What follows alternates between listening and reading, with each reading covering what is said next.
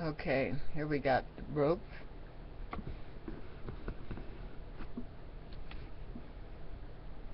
That around here. Okay, Alfred Hitchcock Rope.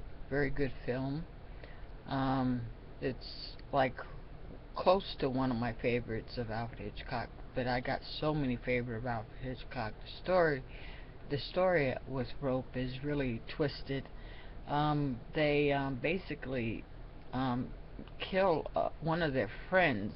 Two guys kill one of their friends just to see what it's like to kill, and they think they have a right to kill because they're supreme beings. And um, James Stewart teaches this kind of theory, but when it really happens, I can't go any further without telling the whole story. But here we go. It is, like I said, close to one of my favorites.